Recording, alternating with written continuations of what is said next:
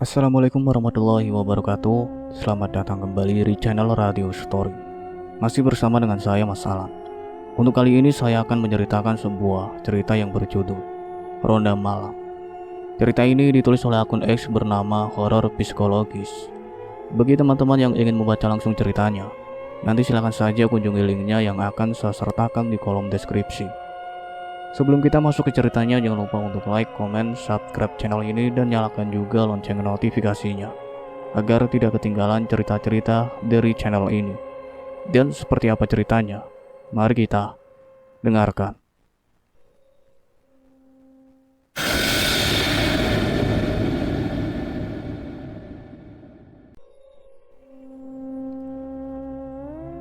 Desa Cempaka, sebuah permukiman yang terletak di kaki gunung yang diselimuti kabut, menyimpan tradisi yang telah diwariskan dari generasi ke generasi. Ronda malam. Setiap malam warga desa secara bergantian berpatroli mengelilingi desa, menjaga keamanan dan ketertiban. Dari sini yang awalnya bertujuan untuk melindungi desa dari bahaya, kini telah menjadi sumber ketakutan bagi banyak warga. Malam itu, giliran Pak Karto, seorang tetua desa yang dihormati Pak Jono, seorang petani yang kuat dan pemberani, dan 3 pemuda desa, Andi, Budi, dan Chandra, untuk melaksanakan ronda.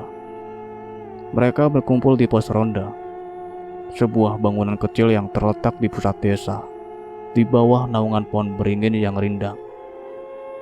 Suasana malam itu terasa sangat sunyi. Hanya suara jangkrik yang bersautan dan lolongan anjing liar yang memecahkan telinga. Malam ini terasa sangat sepi ya, kata Pak Karto, memecahkan keningan yang mencekam. Biasanya suara-suara dari hutan terdengar sampai sini, tapi malam ini sunyi senyap. Iya Pak, jawab Andi, seorang pemuda yang dikenal pemberani. Namun malam ini suaranya terdengar sedikit bergetar. Mungkin karena bulan sedang tidak bersinar terang, jadi binatang-binatang lebih memilih bersembunyi. Atau mungkin juga karena kau tahu sendiri cerita-cerita yang beredar, saut Budi, seorang pemuda yang penakut. Suaranya hampir berbisik. Cerita tentang mereka. Chandra, pemuda yang paling pendiam di antara mereka, hanya mengangguk setuju. Ia tidak berani bersuara, karena ia juga merasakan ketakutan yang sama. Sudahlah, jangan membuat suasana semakin tegang, kata Pak Jono, mencoba menenangkan para pemuda. Cerita-cerita itu hanya karangan orang-orang tua zaman dulu, tidak ada yang perlu ditakutkan.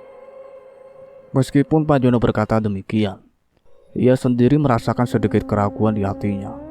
Ia telah mendengar banyak cerita tentang kejadian-kejadian aneh yang terjadi saat ronda malam. Dan ia tidak yakin apakah semua itu hanya karangan belaka. Baiklah, mari kita mulai patroli, kata Pak Karto, mengambil tongkat rotannya. Kita tidak boleh membiarkan rasa takut menguasai kita. Mereka memulai patroli mereka, menyusuri jalan-jalan desa yang gelap dan sepi. Lampu-lampu jalan yang redup hanya memberikan sedikit penerangan, membuat bayangan-bayangan di sekitar mereka tampak menakutkan. Suasana malam itu terasa semakin mencekam, seolah-olah ada sesuatu yang mengawasi mereka dari balik kegelapan. Lihat itu, bisik Budi, menunjuk ke arah hutan kecil di ujung desa. Seperti ada yang berdiri di sana. Mereka berlima berhenti dan menatap ke arah hutan.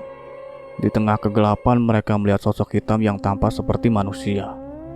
Sosok itu berdiri tegak, menatap ke arah mereka. Siapa itu? Tanya Chandra, suaranya bergetar. Aku tidak tahu, jawab Pak Karto, matanya menatap tajam ke arah sosok itu. Tapi kita harus memeriksanya. Mereka berlima berjalan perlahan mendekati hutan, mencoba untuk tidak membuat suara. Sosok itu tidak bergerak, tetap berdiri tegak di tempatnya. Saat mereka semakin dekat, mereka bisa melihat bahwa sosok itu adalah seorang wanita. Ia mengenakan pakaian putih panjang yang berkibar tertiup angin. Siapa kau? Tanya Pak Jono. mencoba untuk bersikap berani. Wanita itu tidak menjawab. Ia hanya menatap mereka dengan tatapan kosong, membuat mereka semakin ketakutan. "Apa yang kau inginkan?" tanya Andi, mencoba untuk bersikap tegas. Tiba-tiba wanita itu mengeluarkan suara tangisan yang memilukan, membuat bulu kuduk mereka merinding. Mereka berlima saling berpandangan, tidak tahu apa yang harus dilakukan. Mereka semua pasang mata tertuju pada sosok wanita berpakaian putih yang berdiri di ujung hutan. Suara tangisannya yang memilukan memecah kesunyian malam, merambat ke tulang sumsum dan membekukan darah mereka. "Siapa dia?" bisik Chandra, suaranya bergetar hebat. "Kenapa dia menangis?" "Entahlah," sahut Pak Karto. Matanya menyipit mencoba mengamati sosok itu lebih jelas. "Tapi ada yang tidak beres dengan wanita itu.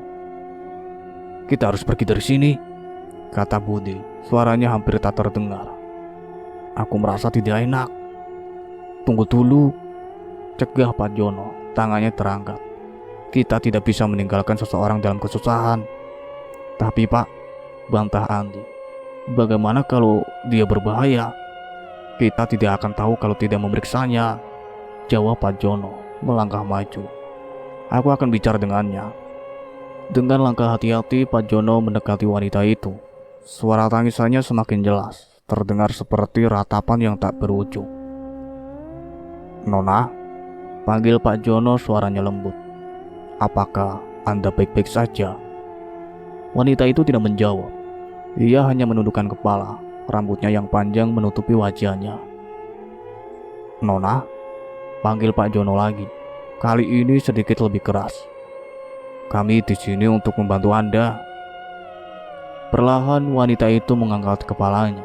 Wajahnya pucat pasi, matanya merah dan bengkak, dan air mata masih mengalir di pipinya. Namun ada sesuatu yang aneh dengan matanya.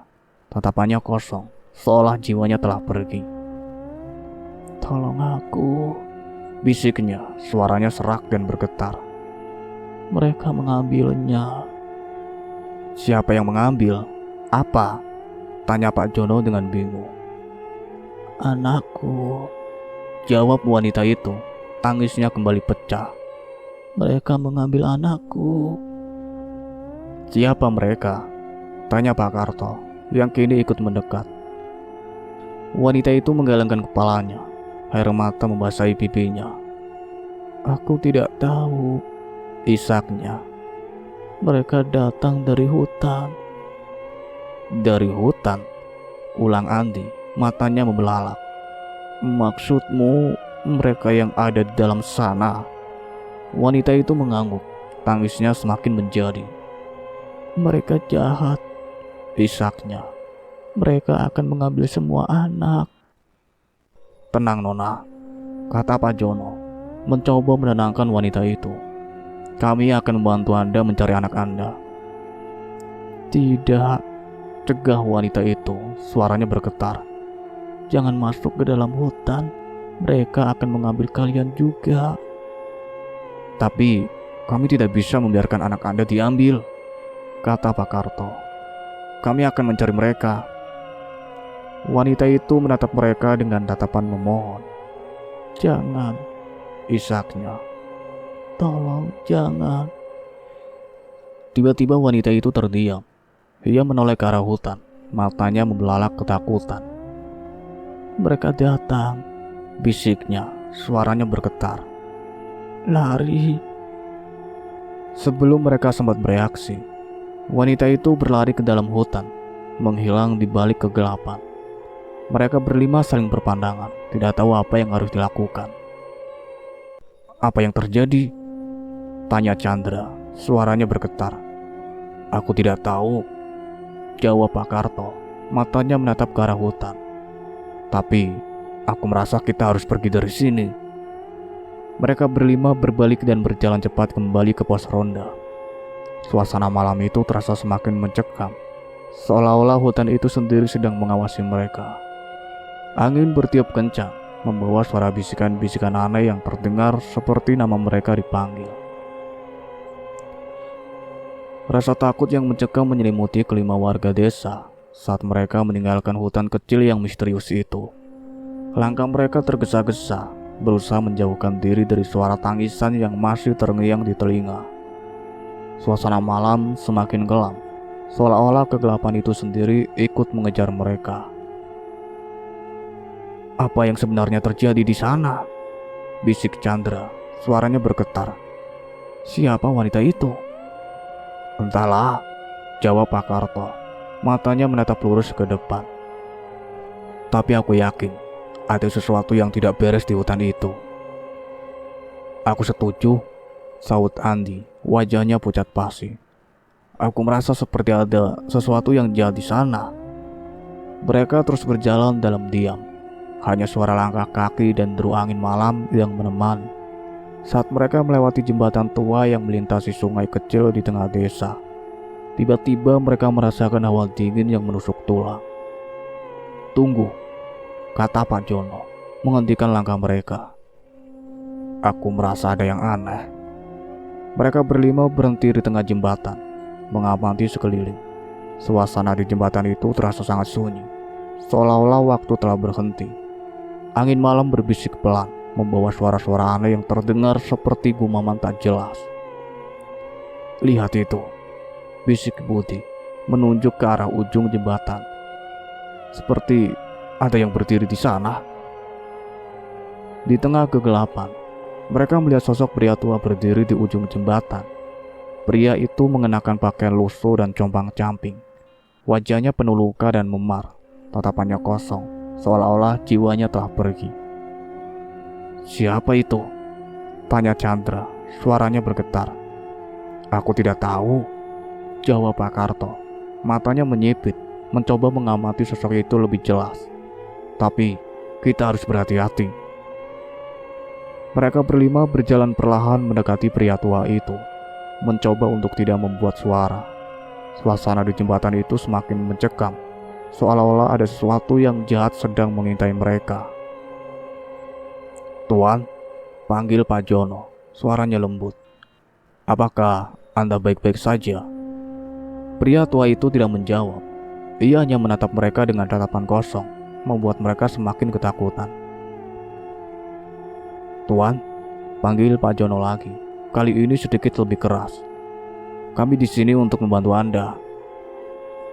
Tiba-tiba pria tua itu mengeluarkan suara geraman yang mengerikan, dan ia melompat ke arah mereka. Mereka berlima terkejut dan berlari tunggang langgang, meninggalkan jembatan tua itu. "Apa yang terjadi?" tanya Andi, terengah-engah. "Aku tidak tahu," jawab Pak Karto, wajahnya pucat pasi. "Tapi aku yakin kita harus segera kembali ke pos ronda." Mereka berlima berlari sekuat tenaga, berusaha menjauhkan diri dari jembatan tua yang menakutkan itu. Suara geraman pria tua itu masih terngiang di telinga mereka, membuat mereka semakin ketakutan. Langkah kaki mereka menggema di jalan desa yang sepi. Deru napas memburu memecah keningan malam. Kelima warga desa itu berlari sekuat tenaga, berusaha menjauhkan diri dari jembatan tua yang menakutkan. Suara geraman pria itu masih terngiang di telinga mereka, membuat bulu kuduk merinding. "Cepat, kita harus segera sampai di pos ronda," seru Pak Karto, suaranya terengah-engah. "Di sana kita akan aman."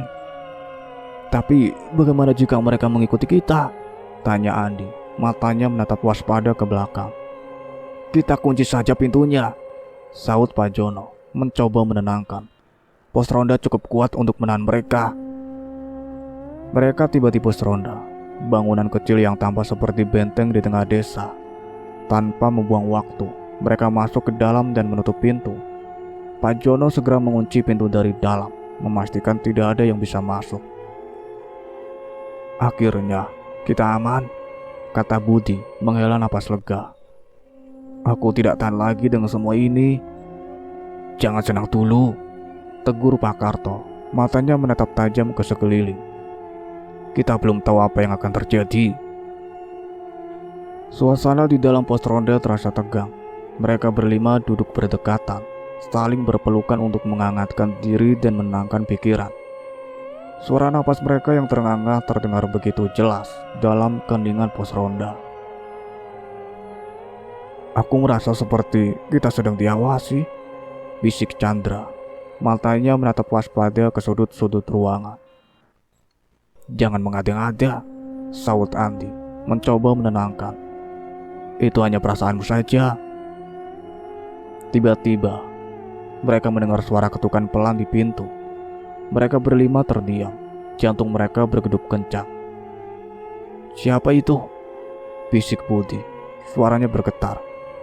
Aku tidak tahu, jawab Pak Jono, matanya menatap tajam ke arah pintu. Ketukan itu terdengar lagi, kali ini lebih keras. Mereka berlima saling berpandangan, tidak tahu apa yang harus dilakukan. Buka pintunya, kata suara serak dari luar. Kami ingin bicara. Siapa kalian? Tanya Pak Karto, mencoba untuk bersikap tegas. Kami teman kalian, jawab suara itu. Kami ingin membantu kalian. Bohong, seru Andi. Kalian bukan teman kami. Buka saja pintunya, kata suara itu. Kali ini terdengar mengancam. Atau kalian akan menyesal. Mereka berlima terdiam, tidak tahu apa yang harus dilakukan. Mereka tahu mereka tidak bisa membiarkan orang-orang itu masuk, tetapi mereka juga tidak tahu bagaimana cara menghentikan mereka. Tiba-tiba mereka mendengar suara geraman yang mengerikan dari luar. Mereka berlima terkejut dan mundur menjauh dari pintu. Mereka bukan manusia, bisik Chandra, matanya membelalak ketakutan. Kita harus lari, seru Budi, mendorong teman-temannya ke belakang. Mereka berlima berlari ke sudut ruangan, mencoba untuk bersembunyi. Suara geraman itu semakin keras, dan mereka bisa mendengar suara cakaran di pintu. Mereka akan masuk, teriak Dewi. Air matanya mulai mengalir. Kita harus mencari jalan keluar lain, seru Andi, matanya menatap sekeliling. Mereka berlima mulai mencari jalan keluar, tetapi mereka tidak menemukan apapun. Pintu dan jendela pos ronda terkunci rapat, dan tidak ada jalan keluar lain. Kita terjebak, bisik Rina, suaranya tercekat di tenggorokan. Jangan menyerah, kata Pak Karto, mencoba untuk memberikan semangat. Kita pasti akan menemukan cara untuk keluar dari sini. Tiba-tiba, lampu di dalam pos ronda padam. Mereka berlima terdiam, terperangkap dalam kegelapan. Suara geraman itu semakin dekat, dan mereka bisa merasakan kehadiran makhluk-makhluk itu di sekitar mereka. Kita akan mati di sini, bisik Chandra, suaranya bergetar. Kegelapan pekat menyelimuti pos ronda. Hanya suara napas terengah-engah yang memecah keheningan. Kelima warga desa itu terperangkap dalam ketakutan, menunggu makhluk-makhluk itu menerobos masuk. Suara geraman dan cakaran di pintu semakin keras, seolah-olah makhluk-makhluk itu sedang menguji kekuatan pintu. Kita akan mati di sini, bisik Chandra, suaranya bergetar hebat. Tidak ada jalan keluar. Jangan menyerah, saut Pak Karto, meskipun suaranya terdengar lemah. Kita harus tetap berusaha. Tapi bagaimana? Tanya Andi. Matanya menatap sekeliling dalam kegelapan. Tidak ada yang bisa kita lakukan. Tiba-tiba mereka mendengar suara langkah kaki yang mendekat. Mereka berlima terdiam. Jantung mereka bergedup kencang. Siapa itu? Bisik Budi. Suaranya hampir tak terdengar. Aku tidak tahu, jawab Pak Jono. Matanya menatap tajam ke arah pintu. Langkah kaki itu semakin dekat, dan mereka bisa mendengar suara napas yang berat dan kasar. Tiba-tiba pintu pos ronda terbuka lebar. Mereka berlima terkejut dan mundur menjauh dari pintu. Di ambang pintu mereka melihat sosok wanita berpakaian putih dan pria tua berpakaian lusuh berdiri berdampingan. Wajah mereka pucat pasi, mata mereka memerah menyala, dan mulut mereka menganga lebar. Mereka mengeluarkan suara geraman yang mengerikan, membuat kelima warga desa itu menjerit ketakutan. Lari! Teriak Pak Karto. mendorong teman-temannya untuk melarikan diri. Mereka berlima berlari tunggang langgang, keluar dari pos ronda dan menyebar ke segala arah. Makhluk-makhluk itu mengejar mereka dengan langkah yang cepat dan kuat. Mereka berlari sekuat tenaga, tetapi mereka tahu mereka tidak akan bisa melarikan diri selamanya. Andi berlari ke arah hutan, berharap bisa bersembunyi di sana.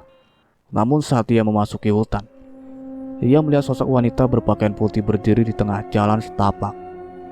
Wanita itu menatapnya dengan tatapan kosong, membuat Andi berhenti ketakutan.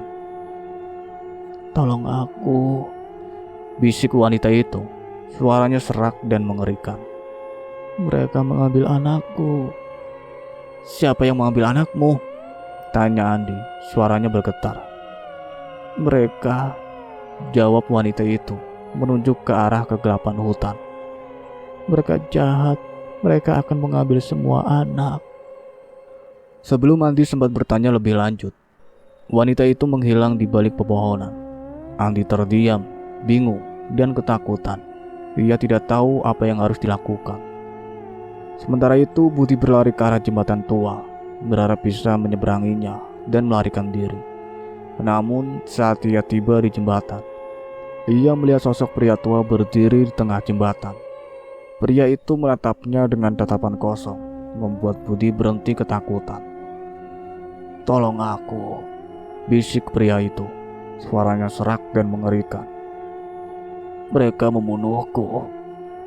"Siapa yang membunuhmu?" tanya Budi. Suaranya bergetar.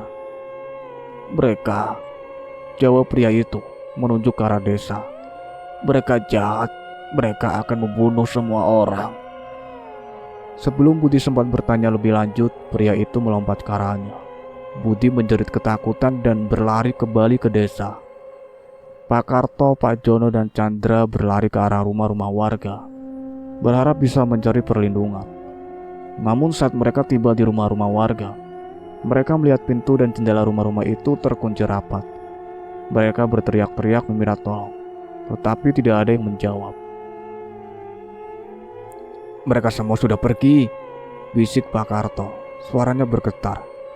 "Desa ini sudah dikuasai oleh mereka." Mereka bertiga terdiam, putus asa dan ketakutan. Mereka tahu mereka tidak punya tempat untuk bersembunyi. Mereka tahu mereka akan mati. Keesokan harinya, warga desa menemukan kelima orang yang ronda malam itu tergeletak tak sadarkan diri di jalanan desa. Mereka ditemukan dalam keadaan pucat pasi dan ketakutan. Tidak ada yang tahu apa yang sebenarnya terjadi malam itu, dan tidak ada yang tahu siapa sebenarnya wanita berpakaian putih dan pria tua berpakaian lusuh itu. Setelah kejadian itu, warga desa tidak pernah lagi berani untuk ronda malam. Mereka percaya bahwa desa mereka dihantui oleh makhluk-makhluk mengerikan, dan mereka tidak ingin bertemu dengan makhluk-makhluk itu. Misteri tentang kejadian malam itu tetap menjadi misteri yang tak terpecahkan. Tidak ada yang tahu apa yang sebenarnya terjadi malam itu, dan tidak ada yang tahu siapa sebenarnya wanita berpakaian putih dan pria tua berpakaian lusuh itu.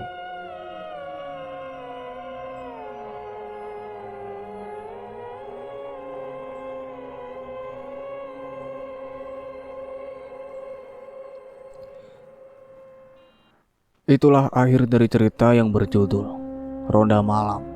Terima kasih banyak untuk kalian semua yang sudah setia mengikuti cerita ini sampai selesai. Nantikan cerita-cerita terbaru lainnya dari kami. Sebelum Mas Alan pamit, jangan lupa untuk like, komen, subscribe channel ini. Dan satu lagi, bunyikan loncengnya. See you in the next video. Wassalamualaikum warahmatullahi wabarakatuh.